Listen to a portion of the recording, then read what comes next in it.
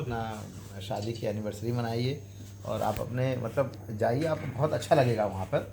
एक छोटा सा हम कितनी अच्छी एक उसने मतलब यूनिट बना रखी है, और वो भी ज़मीन किराए से लिए हुए हैं। तो वहाँ हम पहुँच गए समय के 1 घंटा पहले, लेकिन वहाँ इतना अच्छा था कि भोजन वोजन करते करते सब होते होते निपटते, और लगभग 15-20 महिलाओं को वो जोड़े हुए हैं। NRLM की सभी समूह की बहनें हैं, उनसे वो कई तरह के प्रोडक्ट बनवा रहे हैं। विलम्ब से आने के लिए क्षमा चाहता हूँ, और मैं उत्तर प्रदेश गौ सेवा आयोग की ओर से मैं आप सबका अभिनंदन करता हूँ कि आपका जो प्रयोग हो रहे हैं, जो यहाँ रिसर्च हो रहा है, इसका लाभ उत्तर प्रदेश वालों को मिले, और हम लोग कुछ एक लंबी उड़ान आपके सहयोग से हम उत्तर प्रदेश में कुछ अच्छे परिणाम दे सकें। मेरे 2-3 मेरा विषय था। पहला मेरा विषय है कि जो आप लोग कर सकते हैं कि भैंस का दूध जो है अभी फैट SNF के आधार पर बिक रहा है। तो भैंस का दूध बिक रहा है 70 रुपये लीटर, और गाय का दूध बिक रहा है 37 रुपये लीटर। तो हमारे सामने पहली चुनौती है कि भैंस के दूध से 5 रुपये महंगा गाय का दूध बिकना चाहिए। यदि भैंस का दूध पराग डेयरी वाले हों या कोई मदर डेयरी वाले हों, अमूल डेयरी वाले जो भी हैं, उनका जो मानक है वो मानक बदलने की आवश्यकता है। गाय के दूध की प्रॉपर्टी क्या है, क्या उसके गुणधर्म हैं, उन गुणधर्मों के आधार पर गाय का दूध भैंस के दूध से महंगा होना ही चाहिए। और जिन लोगों ने अपनी अच्छी मार्केटिंग बना ली है, जिन्होंने कुछ अच्छा वर्क कर लिया है, वो आज दिल्ली में वो 100 रुपये, 125 रुपये, 150 रुपये लीटर गाय का दूध बेच रहे हैं। तो और निश्चित रूप से आज जो भैंस का दूध जो सेवन कर रहे हैं, हमारे सारे ग्रंथों में, आयुर्वेद का कोई ऐसा ग्रंथ नहीं है जिस ग्रंथों में गाय का दूध, घी, दही, गोबर, गौमूत्र का वर्णन ना हो। आयुर्वेद सार संग्रह है, चरक संहिता है, सुश्रुत संहिता है, भाव प्रकाश निघंटु है। मतलब हमारे यहाँ हजारों साल पहले से गाय पर अनुसंधान हुआ। दुनिया के किसी भी देश में इतना गाय पर रिसर्च नहीं हुआ जितना हिंदुस्तान में हुआ है। और मैं इस विश्वास के साथ मैं कह सकता हूँ कि मैं गाय के दूध, घी, दही, गोबर, गौमूत्र, पंचगव्य पांचों के बारे में मैं खुद प्रयोग करता हूँ। मैंने सन 2000 की मैंने बात बताई कि मैं गया था अन्ना हज़ारे के गाँव, वहाँ से मैं लौट रहा था। तो सवेरे 5 बजे हमारी जहाँ बस खड़ी की, वो 26 मार्च का दिन था वो। तो सवेरे जहाँ गाड़ी खड़ी हुई तो सब लोग वहाँ, एक मंदिर था, नहाने लगे, हैंडपम्प था, कुआं था, तो नहाने लगे। तो वहाँ थोड़ी देर में देखें कि मैंने देखा बैनर लगा था, उसमें लिखा था निःशुल्क गौमूत्र वितरण केंद्र। और थोड़ी देर बाद एक व्यक्ति आया, उसने जैसे चाय का जो कंटेनर होता है एक स्टूल पर रखा, और दूसरा स्टूल रखा उसने, उसमें उसने लगभग 100 के आसपास छोटी छोटी 50-50 ml की उसने छोटी कटोरियाँ गिलास रखी, और एक उसने छोटा सा एक तसला नीचे रख दिया। लोग आए, उन्होंने गौमूत्र का वो खोला, गौमूत्र पिया और नीचे रखा और चले गए। तो मुझे भी कौतूहल लगा, मुझे बहुत अच्छा लगा। तो मैंने पहली बार गौमूत्र का सेवन किया वहाँ पर, वो बात है 1999 की। तो मैंने गौमूत्र का सेवन किया। फिर जो लोग आए मैंने उनसे पूछा, तो किसी ने बताया कि मेरी नानी को कैंसर है, मेरे पिताजी को ये दिक्कत है, खुद गौमूत्र पी रहे हैं, और 150 लोग गौमूत्र पीने आए। फिर मुझे वहीं से जानकारी हुई कि उज्जैन में भी एक राठी जी हैं, उनकी गौशाला संचालित करते हैं, उनके यहाँ भी 100-150 लोग गौमूत्र पीने आते हैं। तो हम झांसी आए, झांसी के बाद मैं 12-13 दिन बाद मैं उज्जैन पहुँच गया, और उज्जैन में जाके मैंने देखा राठी जी के यहाँ कि उनके यहाँ भी गौमूत्र पीने वाले लोगों की लाइन लगी हुई है। फिर मैंने उसका ग्रंथों को देखा, तो मेरे पास सभी तरह के ग्रंथ हैं। देखिए, आज का जो अनुसंधान है, इससे बड़ा रिसर्च वर्क हमारे पूर्व में हुआ है। हम ये ना सोचें कि 1947 के बाद हमने कोई लंबी छलांग लगाई।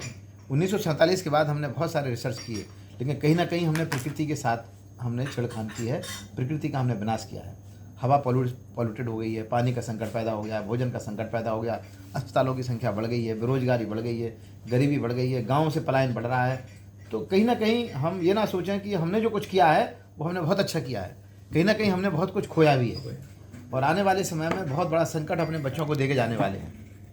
आज आने वाले समय में हमारे बच्चों की ये हालत होने वाली, कोई घर ऐसा नहीं बचेगा जिस घर में cancer, kidney, diabetes, blood pressure की बीमारी ना हो। आने वाले 50 साल में सबसे बड़ा संकट वो होगा, भोजन का संकट होगा पैदा। हमारे पास खूब धन धान होगा, पैसा होंगे, कार होगी, मकान होगा, 2-2 करोड़ 4-4 करोड़ रुपए के मकान हमारे पास होंगे, लेकिन आने वाले 50 सालों में भोजन नहीं मिलेगा। शहर के लोग भागेंगे गाँव की तरफ, ये फिर से चक्कर आने वाला है, और गाय की तरफ आने वाले हैं, प्रकृति की तरफ आने वाले हैं। तो मेरा निवेदन आपसे है कि आपका भारत सरकार का संस्थान है, एक तो इस बात पर शोध होना चाहिए कि गाय के दूध की प्रॉपर्टी क्या है, और डंके के साथ गाय का दूध जो गाय पाले है उसको अपने भैंस के दूध से महंगा दूध उसके घर से बिकना चाहिए। दूसरी चुनौती है हमारे सामने कि गौमूत्र और गोबर की। तो गौमूत्र और गोबर पर कोई वर्क नहीं हुआ है। यदि हम आपसे पूछें या किसी संस्थान से पूछें भारत में कि जो भी ICAR के संस्थान है, आप गोबर की प्रॉपर्टी बताइए, गौमूत्र की प्रॉपर्टी बताइए। और हम केमिकल डालते हैं तो आने वाले 50 साल बाद खेती का क्या भविष्य होगा। और हम देसी गाय का मूत्र गोबर डालेंगे तो खेती का भविष्य क्या होगा। भैंस का गोबर मूत्र डालेंगे तो उसका क्या भविष्य होगा। जर्सी हॉलिस्टीन फ्रीजियन का डालेंगे तो क्या भविष्य होगा। तो मेरा दूध, घी, दही, गोबर, गौमूत्र पर हमारा तुलनात्मक कोई अध्ययन नहीं है। भैंस का अलग, जर्सी हॉलिस्टीन का अलग, देसी का अलग, देसी में फिर अलग अलग वैरायटी का अलग। यदि हमने गौवंश के दूध, घी, दही, गोबर, गौमूत्र का सही ढंग से वर्क किया तो मैं आपको बताऊंगा $5 ट्रिलियन इकोनॉमी खड़ा करने का जो प्रधानमंत्री जी का लक्ष्य है, और उत्तर प्रदेश में योगी जी का लक्ष्य है $1 ट्रिलियन इकोनॉमी का, केवल एक गाय अकेले इस लक्ष्य को प्राप्त कर सकती है, एक अकेले गाय। और मैं इसलिए नहीं कह रहा हूँ कि मैं कोई पढ़ी लिखी बात कर रहा हूँ, मैं स्वयं गौपालक हूँ, मैं एक किसान हूँ। मेरा ऊसर खेत था, मेरे खेत पर घास का एक तिनका नहीं था। आज हमारे पास में सॉइल की फर्टिलिटी बढ़ी है, मिट्टी में सूक्ष्म जीवाणुओं की संख्या बढ़ी है, मिट्टी में अर्थवर्म बढ़ गया है, वर्षा जल संचय हमने जो पानी का जो लेवल वो बढ़ चुका है। तो जिस खेत में एक घास का दाना पैदा नहीं हो रहा है, घास का तिनका पैदा नहीं हो रहा है, उसको फर्टाइल करने में गाय की भूमिका है। और बूढ़े का बूढ़ा बैल के मूत्र गोबर के गुणधर्म और भी ज़्यादा है।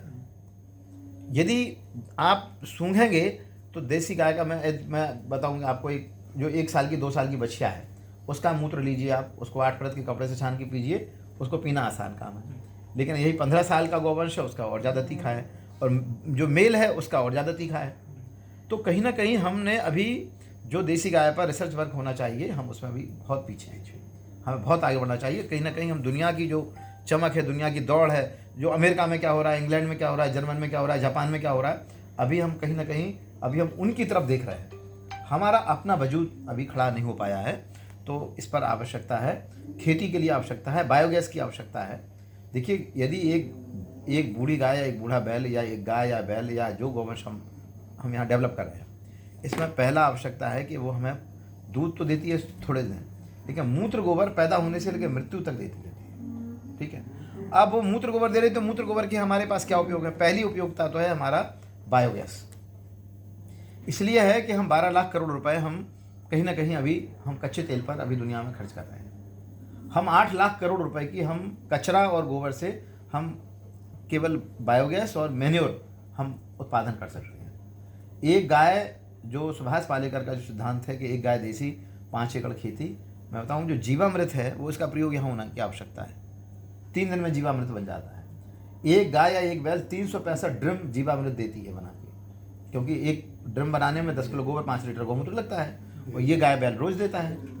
तो और हमने एक एकड़ में 60 ड्रम में दिन में डाल दिए तो 6 एकड़ की खेती हो सकती है। 70 ड्रम डाल दिए तो 350 ड्रम हो गया, हम 5 एकड़ की खेती कर सकते हैं। तो टोटल जो हमारा उत्तर प्रदेश का जो एग्रीकल्चर लैंड है वो 171 लाख हेक्टेयर है हमारा, और गौवंश की संख्या है उत्तर प्रदेश में लगभग 2 करोड़ है। छुट्टा गौवंश रोड पे घूम रहा है, हमने कोई वर्क नहीं किया उस पर, इसलिए छुट्टा गाय घूम रहा है। हमें आवश्यकता इस चीज़ की है कि प्रदेश में 7,500 स्थान पर गौवंश का संरक्षण हो रहा है। हम सौभाग्यशाली है कि योगी जी की सरकार है, नहीं तो ये तस्करी होता था, ये मांस का व्यापार था, ये कटाई होती थी, बांग्लादेश जा रहा था गौवंश, उन्होंने रोक दिया उसको। तो हमें बूढ़ी से बूढ़ी गाय, बूढ़े से बूढ़ा बैल, हमारे किसी भी तरह का गौवंश है वो 100, 150, 200 रुपये का मूत्र गोबर पर डे देता है। हम आदरणीय सिंघल जी को मैं बधाई देता हूँ कि उन्होंने जो कुछ अपना वर्क किया है। तो इस तरह के जो प्रयोग धर्मी हमारे डायरेक्टर साहब से जो लोग हैं, जैसे बहुत सारे लोग हैं, तो हम 1000 लोगों की लिस्ट हम तैयार कर रहे हैं। आपके 5, 7, 10 लोग, 15 लोग, 20 लोग हैं, मैं उनको उसमें शामिल कर रहा हूँ।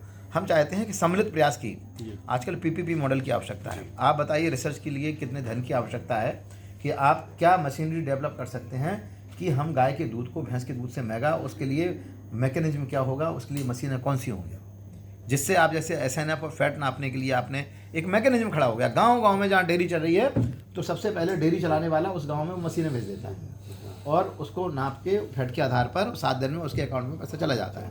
बहुत अच्छी व्यवस्था बन गई है उत्तर प्रदेश में, मतलब इसकी। तो हम अपने गाय के दूध को कैसे प्रमोट कर सकते हैं। फिर हमारा दूसरा मूत्र गोबर पे है, तो उसमें हम कैसे कर सकते हैं। आयुर्वेद में तो बहुत अनंत गुण है।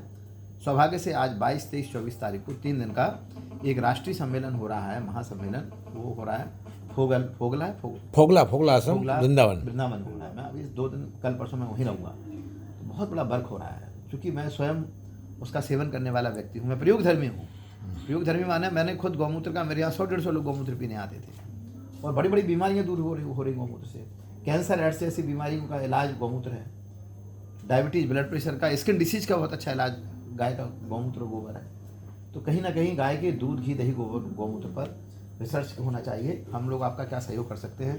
आपके पास भी अच्छे वैज्ञानिकों की टीम है, इस टीम के सहारे आप वर्क कर सकते हैं। उसके लिए जो फंड्स की आवश्यकता है, आप बताइए, हम लोग भी महाराज जी से प्रयास करेंगे।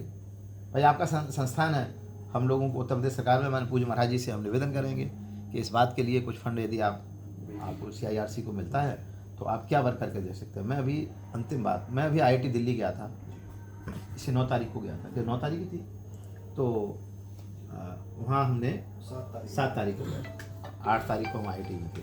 तो हमने CBG कंप्रेस्ड बायोगैस प्लांट और डोमेस्टिक बायोगैस प्लांट, उसके लिए हम उत्तर प्रदेश में हम चाहते हैं कि जहाँ गोबर वहाँ बायोगैस, जहाँ कचरा वहाँ बायोगैस, गोबर कचरा जहाँ होगा वहाँ मैं छोटा बायोगैस लगाना। इसलिए आदरणीय रमेश पंड्या जी का मैं बहुत इनका मैं ऋणी हूँ, जो हमें समय समय में मार्गदर्शन देते हैं कि छोटे 5 किलो गोबर है तो 5 किलो गोबर से आपका बायोगैस छोटा हो जाएगा तो बहुत, रबड़ का बायोगैस है, सिंटेक्स की टंकी का बायोगैस है, एक गाय वाला भी पाल सके सर। ठीक है।